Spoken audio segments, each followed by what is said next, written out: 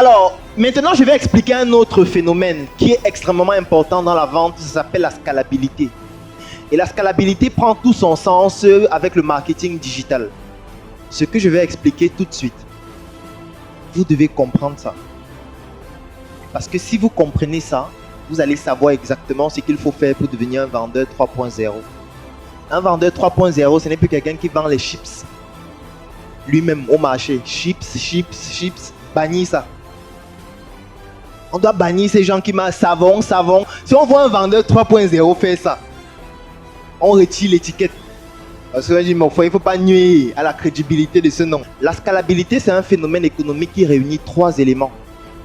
Ça veut dire chaque fois que vous effectuez une vente, les coûts baissent, les bénéfices augmentent et la qualité du produit ou du service augmente. Et les 3 se produisent en même temps. La scalabilité, c'est le saint graal de la vente. Quand vous avez atteint le niveau de la scalabilité, c'est fini. C'est ça qu'on appelle la scalabilité. Et je vais vous prendre maintenant des exemples d'entreprises qui utilisent cela.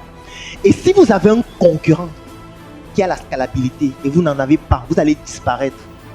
Qui connaît l'hôtel le plus visité au monde? Ils ont commencé avec les étudiants. Tu as par exemple ton appartement ou ton studio. On vient avec des photographes professionnels qui viennent dans ton studio. On prend des photos professionnelles après une petite décoration. Ce qui fait que quand par exemple le week-end tu n'es pas à la maison, on peut louer ta maison pendant le week-end.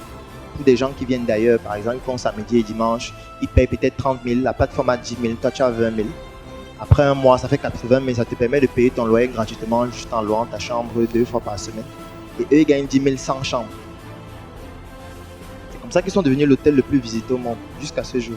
Moi, j'étais consultant une fois à une banque. Ils ont installé un algorithme d'intelligence artificielle et c'est la raison pour laquelle ils ont fermé plusieurs agences. Les gens pensaient qu'ils étaient en faillite alors que maintenant, ils ont une croissance meilleure qu'avant. Une simple raison, c'est que le banquier devient inutile. Le caissier devient inutile. Le comptable, il est inutile depuis. Parce que ça ne sert à rien ce qu'il fait. Il y a les algorithmes qui produisent les rapports comptables plus fiables, plus pertinents. Et donc, tous ont la scalabilité. Moi, je suis le parrain professionnel des étudiants de l'Université catholique d'Afrique centrale et Kounoua Yaoundé. Et là-bas, il y a des étudiants qui sont en train de faire des Master 2 en finance. Et quand ils vont finir le Master 2, ils ne serviront à rien. Ils ne pourront travailler nulle part. Parce que ce qu'ils ont appris n'existe plus. À cause de la fintech, ça veut dire la finance qu'on associe aux nouvelles technologies à travers l'intelligence artificielle. C'est ça que moi j'ai dû me former en intelligence artificielle. Et vous devez le faire aussi parce que ça touche à tous les domaines. Parce que c'est la scalabilité.